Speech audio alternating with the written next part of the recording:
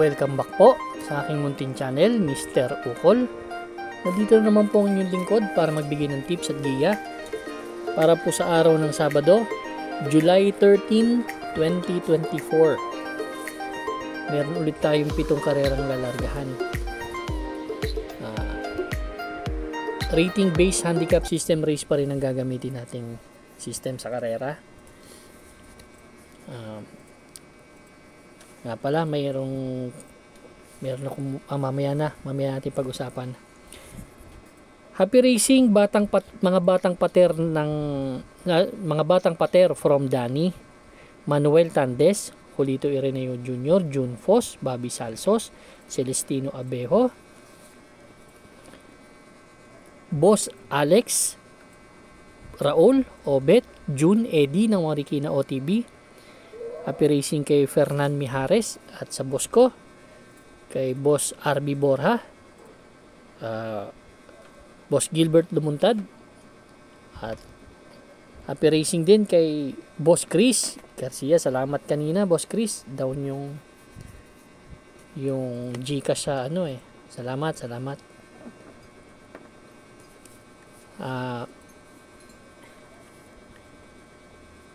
Nga pala, yung group base on time sinuspindi na po. Sinuspindi na po ng karerahan. Siguro kung napanood nyo yung pinag-usapan yan dun sa sa live ni Boss Pau, Dalubasang Buraot, panoorin nyo po. Nagpaliwanag po siya dun. Okay, race number 1 na tayo. Race number 1, ito po yung start ng ating winner take all event. Covers races 1 to 7. Meron tayong 7 kalahok, distansya 1,400 meters. Merge po ito ng 34 to 39 and 40 to 46 split points. May bago tayong aabangan na kabayo, itong Redeemer. Marami nagsasabi, magaling daw to. Napanood ko yung trangko nito, nagtala ito ng 1:11 in a fraction. Sa 1,200 meters, nag-barrier.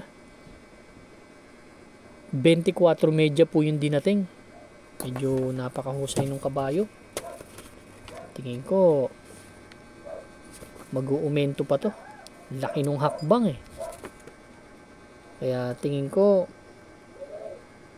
lamang to dito para sa akin. Kaya susuluhin ko po. Entry number 4, Redeemer. Kung kursunada nyo, secretary, kung mapapabayaan, pero tingin ko may tulin din naman tong Redeemer, kaya susuluhin ko po number 4, Redeemer. Good luck po. Race number 2 na po tayo, Bayang Arista. Ito naman po yung start ng ating Pick 6 event. Covers races 2 to 7. Meron tayong 8 kalahok, distansya po 1,400 meters. 16 to 21 split itong grupo na to. First choice ko dito yung number 6, si Nards 23. Ito naman, nagpapakita na ng mga magagandang performance to. Last June 23, tersero dumating to kay Calendar Girl Papa Umamaw. Tala ng 127.5. Same rider ang sasakay, CP Boji Henson. Tingin ko malaking chance ang manalo. Galing pa sa 22 to 27 nung tinatakbo niya. Second choice ko number 8, si Work From Home. Si Work From Home naman, segundo to kay Phil Daber nakaraan. Ganda rin ang tinakbo nito. Tala ng 128.4 si Work From Home.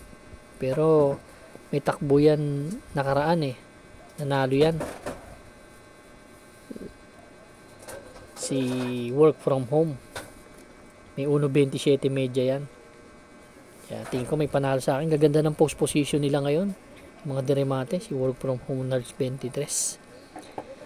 Third choice ko na rin yung 4, si California King. Tingin ko, puro deremate itong tip ko.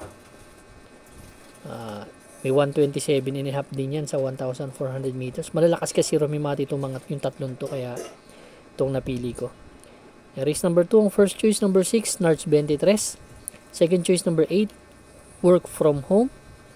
Third choice number 4, California King. Good luck po. Race number 3 na po tayo, bayang karerista. Ito naman po yung Peak 5 event, covers races 3 to 7.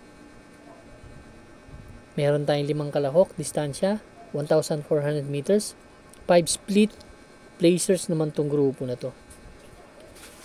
Dito, ang first choice ko, number 4, Paramount. Sakay ni Jan Alvin Guse. Impresibo ang pinakita nito nakaraan. Segundo to kay Beatrius, last July 7, nagtala ng 130.5. Same rider ang sasakay. Tingin ko, may slight edge sa laban. Second choice ko na rin yung number 5, si Cristiano.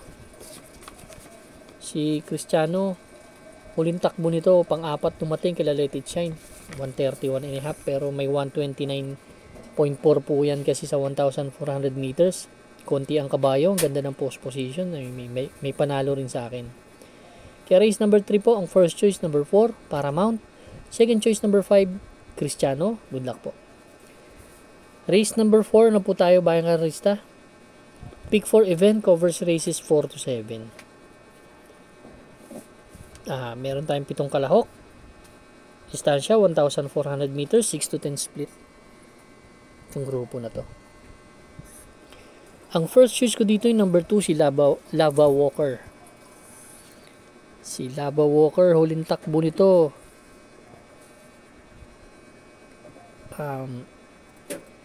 July 3. Tumimbang to ng pang-apat kila Sinag. Pero may 1.30 medya yan sa 1,400 meters. Tumitimbang po yan sa 6 to 10 split, kaya malaking chance ang manalo niyan dito. Yan ang first choice ko. Second choice ko yung 4 and 4A, Modern Stroke and Ang Bigote. Si Modern Stroke may 1.29 yan sa 1,400 meters, kaya tingin ko may panalo rin yan sa akin. Kaya yan ang second choice ko. Kaya kung may kursunada pa po kayo dito, nakita ko may panalo yung 1 at 7 rin eh. Pero ako, ang first choice ko number 2, Lava Walker. Second choice 4 and 4A, Modern Stroke, Ang Bigote. Good luck po. Race number 5 na po tayo, bayang karerista. Ito naman po yung last extra double natin and last daily double plus 1. 8 kalahok, distansya 1,400 meters, 16 to 21 split. Itong grupo na to. First choice ko number 8, Isla Puting Bato. Si Isla Puting Bato, last June 29, segundo to kay Full Combat Order, nagtala ng 128.5. Pero may 127 yan sa 1,400 meters ha. Maganda ang post position, same rider ang sasakay. Tingin ko makakariwate na maayos. Race number 5 yan ang first choice ko. Second choice ko yung number 2 na rin, maaasahan, na may 127.5 din sa 1,400 meters to, kasi may isang bigla ito. Yung gustong gusto ko sa kabayo na to. Hindi naman ganun kasi kabilis yung ere nito eh. Nung tatakbo dito. Kaya tingin ko naman may panalo. Third choice ko na rin yung Real Equity. Si Real Equity naman may 127.5 din yan. Ito naman baka naman mapabayaan nila si Real Equity. Para sa akin may chamba rin yan. Kaya race number 5 po, ang first choice number 8, Isla Puting Bato. Second choice number 2, Maasahan. Third choice number 3, Real Equity. Good luck po. Race number 6 na po tayo, bayang karerista. Ito naman po yung ating the penultimate race. Meron tayong 8 kalahok, distansya po 1,400 meters. Dito naman ang first choice ko dito yung number 3, si Amor Mi Amor. Si Amor Mi Amor, segundo nakaraan to. Matagal hindi tumakbo pero segundo kaagad to kay Lucky Strike, nagdala ng 127. RC Suso ng sumakay. Ngayon NI Uy Junior ang sasakay. Second choice ko na rin si Isaiah. Ganun din to si Isaiah, galing sa mahabang bakasyon din, nanalo nakaraan. Kaya tingin ko nasa kondisyon to mga kabayo na to. Sobra nanalo to nakaraan eh. Nagtala ng 128.6. Medyo mababa lang, 6 to 10 lang ang tinalo, pero mataas din naman ang grupong tinatakbuhan yan.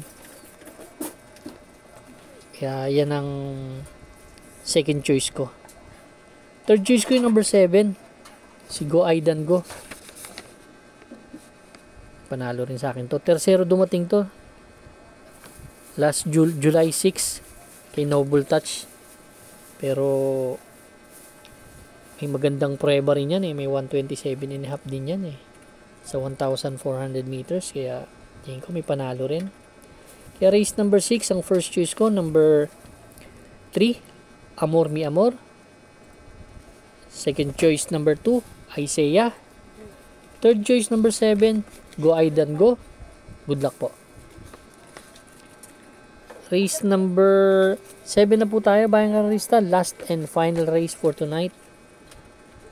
Paratingan ng ating winner take all event. Pick 6, pick 5, pick 4, extra double, and last daily double plus 1. Dito meron tayong 10 kalahok, distansya 1,400 meters. Ang gusto ko dito yung number 10, Doña Chichay. Huling takbo nito, segundo kay Ayuda. Actually, bumalik pa to eh. Naglutsahan sila ni Galloping Ghost, din nawala na, bumalik pa. Pero ngayon, ganda ng post position, number 10. At change jockey pa from AB Serious to AP Nabarosa. Sa akin, may kumpiyansa tong AP Nabarosa, dating class A jockey yan. Kaya para sa akin po, susuluhin ko po number 10, Doña Chichay. Good luck po. Maraming salamat po sa inyo walang sawang pagtangkilik sa aking munting channel. Good luck and stay safe.